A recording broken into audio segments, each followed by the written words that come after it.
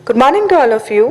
मैं Zainab Akhtar, lecturer mechanical GPC 12। इस lecture में numerical on design of helical spring को डिस्कस करूंगी, जो BTR के सिलेबस के अकॉर्डिंग ME 308 मशीन डिज़ाइन की यूनिट नंबर 7 का टॉपिक है। यहाँ हम एक न्यूमेरिकल कंसिडर करेंगे जिसमें हम कंप्रेशन हेलिकल स्प्रिंग को डिज़ाइन करेंगे। यहाँ हमें सवाल में दिया हुआ है हेलिकल कंप्रेशन स्प्रिंग का मटेरियल है एलॉय स्टील और इसकी स्पेसिफिकेशंस हमें दी हुई हैं। कॉइल का मीन डायमीटर हमें दिया हुआ है 50 mm, स्प्रिंग के वायर का डायमीटर हमें दिया हुआ है 5 mm और नंबर ऑफ एक्टिव कॉइल्स ये हमें दे रखी है 20। स्प्रिंग पर हमारा एक्सियल लोड लग रहा है जो 500 न्यूटन के इक्वल है। यहाँ पर हमें सवाल में पूछा गया है मैक्सिमम शियर स्ट्रेस का मान जब हम वायर की कर्वेचर के इफेक्ट को नेग्लेक्ट करेंगे।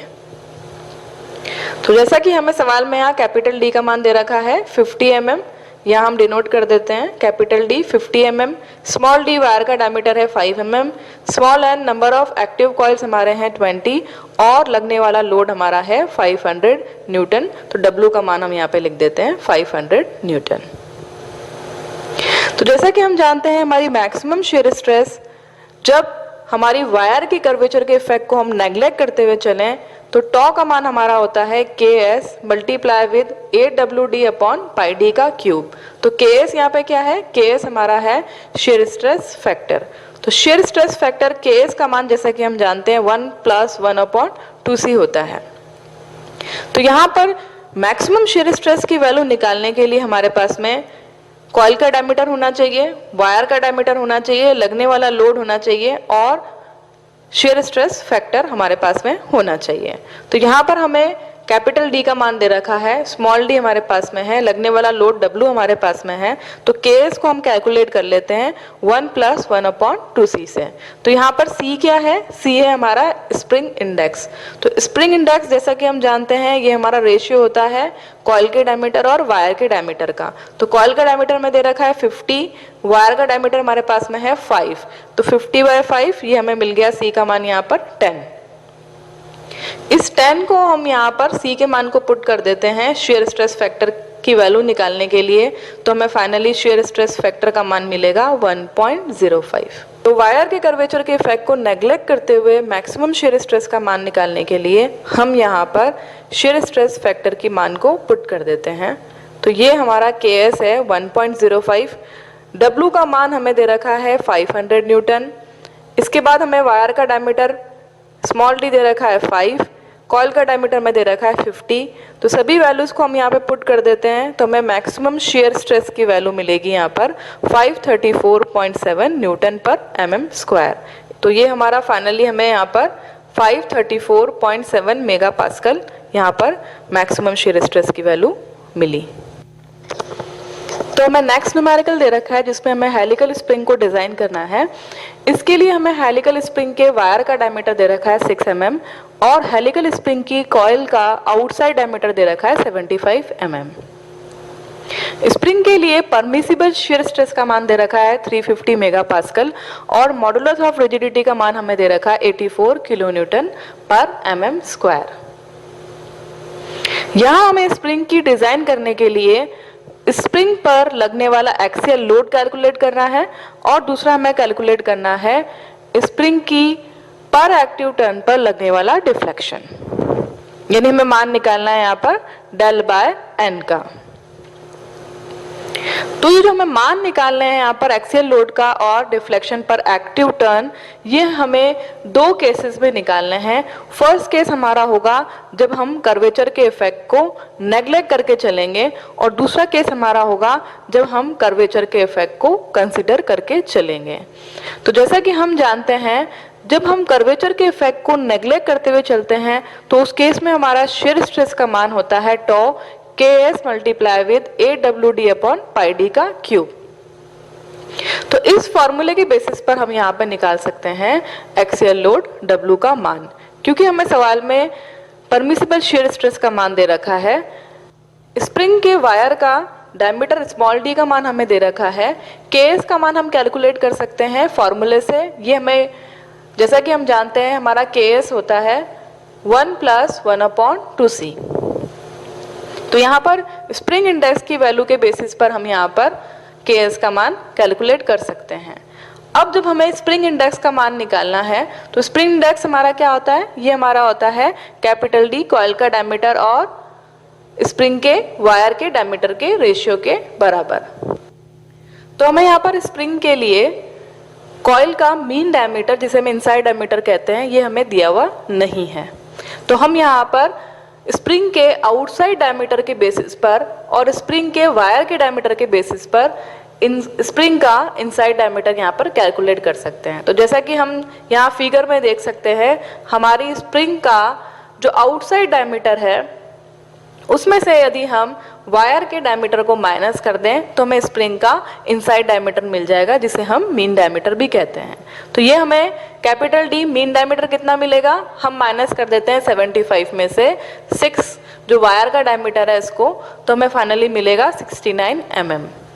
तो ये हमें यहाँ पर स्प्रिंग का इनसाइड डायमीटर मिल गया 69 mm, जिसके बेसिस पर हम स्प्रिंग के इंडेक्स का मान निकाल लेते हैं। तो ये हमारा होगा 69/6, तो ये हमें मिलेगा फाइनली 11.5। तो जो C की वैल्यू हमें मिली है, इस C की वैल्यू के बेसिस पर हम यहाँ पर shear स्ट्रेस फैक्टर Ks का मान निकाल सकते हैं। तो Ks हमें कितना मिलेगा, हम C की वैल्यू यहाँ पुट कर देते हैं 11.5, तो Ks हमें मिलेगा 1.043 के इक्वल। अब यहाँ पर मैक्सिमम shear स्ट्रेस के फॉर्मूले के बेसिस पर एक्सियल लोड का मान निकालने के लिए बाकी सारे पैरामीटर्स हमने कैलकुलेट कर लिए हैं। तो जैसा कि हमारे पास shear स्ट्रेस का मान दे रखा है 350, कैपिटल D हमने अभी कैलकुलेट किया, ये हमारा है 69, वायर का डायमीटर में दे रखा है स्मॉल d 6 और Ks का मान हमारा आया है 1.043। तो इन सभी वैल्यूज को पुट करने के बाद में हमें एक्सियल लोड W का मान मिलेगा 412.7 न्यूटन। तो जो लोड हमें प्राप्त हुआ है इसके बेसिस पर हम स्प्रिंग का पर एक्टिव टर्न के लिए डिफ्लेक्शन भी कैलकुलेट कर सकते हैं। तो जैसा कि हम जानते हैं हमारा डिफ्लेक्शन क्या होता है, डिफ्लेक्शन हमारा होता है 8W d³ multiply with n divided by g into d⁴। तो हम यहाँ पर इसको नंबर ऑफ एक्टिव टर्न से डिवाइड कर देते हैं, तो हमें क्या मिलेगा, del बाय n का मान 8W d³ g⁴। तो जैसा कि हमारे पास में W का मान यहाँ पर आ गया है 412.7 न्यूटन, ये वैल्यू हम यहाँ पे पुट कर देते हैं। कैपिटल D स्मॉल d हमें सवाल में दिए हुए हैं और capital G modulus of rigidity का मान हमें सवाल में दे रखा है 84 kN/mm²। तो ये वैल्यूज हम पुट कर देते हैं यहाँ पर, तो हमें फाइनली डिफ्लेक्शन पर एक्टिव टर्न मिलेगा 9.96 mm के इक्वल। तो ये बात हो गई हमारी डिफ्लेक्शन और एक्सियल लोड की, जब हमने कर्वेचर के इफेक्ट को नेग्लेक्ट किया। अब यदि हम कर्वेचर के इफेक्ट को कंसिडर करें तो ये हमारा केस 2 है। तो इसके लिए जैसा कि हम जानते हैं जब हम कर्वेचर के इफेक्ट को कंसिडर करते हैं तो उस केस में हमें वॉल्स स्ट्रेस फैक्टर को कंसिडर करना पड़ता है। तो इस केस में हमारा मैक्सिमम shear स्ट्रेस का मान क्या होता है, मैक्सिमम shear स्ट्रेस टॉ हमारा इक्वल होता है K इंटू 8WC/πd² के। तो यहाँ पर हम W का मान कैसे निकाल पाएंगे, जब हमारे पास में मैक्सिमम shear स्ट्रेस का मान सवाल में दिया हुआ हो, हमारे पास में स्प्रिंग इंडेक्स दे रखा हो, C का मान दे रखा हो, वायर का डायमीटर हमारे पास में दे रखा हो। तो जैसा कि स्प्रिंग का इंडेक्स हमने यहाँ पे C का मान हमने निकाला हुआ है, ये हमारे पास में है 11.5। इसके अतिरिक्त वायर का डायमीटर हमारे पास में है, हमारे पास में अभी यहाँ पर वॉल्स स्ट्रेस फैक्टर K का मान नहीं है। तो वॉल्स स्ट्रेस फैक्टर K का मान जैसा कि हम जानते हैं ये हमारा इक्वल होता है 4C-1/4C-4 प्लस 0.615/C, जैसा कि हमने थ्योरी क्लासेस में इसको डिस्कस किया था। तो यहाँ पर हम स्प्रिंग इंडेक्स की वैल्यू पुट कर देते हैं 11.5, तो हमें वॉल्स स्ट्रेस फैक्टर का मान मिल जाएगा, ये हमें मिलेगा इक्वल 1.123 के। अब इस वॉल्स स्ट्रेस फैक्टर के मान को हम पुट कर देते हैं यहाँ पर मैक्सिमम shear स्ट्रेस निकालने के फॉर्मूले में। तो जैसा कि हमें सवाल में मैक्सिमम shear स्ट्रेस दे रखा है 350, वॉल्स स्ट्रेस फैक्टर का मान हमें मिला है 1.123, स्प्रिंग इंडेक्स हमें दे रखा है 11.5 और वायर का डायमीटर में दे रखा है 6। तो सभी वैल्यूज़ को जब हम यहाँ पे पुट करेंगे तो हमें यहाँ पर स्प्रिंग पर लगने वाला एक्सियल लोड का मान मिलेगा 383.4 न्यूटन, जब हमने कर्वेचर के इफेक्ट को कंसिडर किया। हैं डिफ्लेक्शन पर एक्टिव टर्न को, ये हमारा इक्वल होता है डेल बाय एन के। तो जैसा कि हमने कर्वेचर के इफेक्ट को कंसीडर करते हुए डब्ल्यू एक्सियल लोड जो हमारा लग रहा था इसका मान हमने कैलकुलेट किया था, ये हमारा इक्वल था 383.4 न्यूटन के। कॉइल का डायमीटर कैपिटल डी हमें दिया हुआ है 69, वायर का डायमीटर में दे रखा है 6 और हमें capital G modulus of rigidity का मान दे रखा है 84 किलो न्यूटन पर mm स्क्वायर। तो ये हमें मिलेगा फाइनली यहाँ पर 9.26 mm। तो इस प्रकार से हमने हेलिकल स्प्रिंग की डिज़ाइन पर बेस्ड न्यूमेरिकल्स को यहाँ पे डिस्कस किया। इसी के साथ हम इस लेक्चर को एंड करते हैं। Okay, thank you.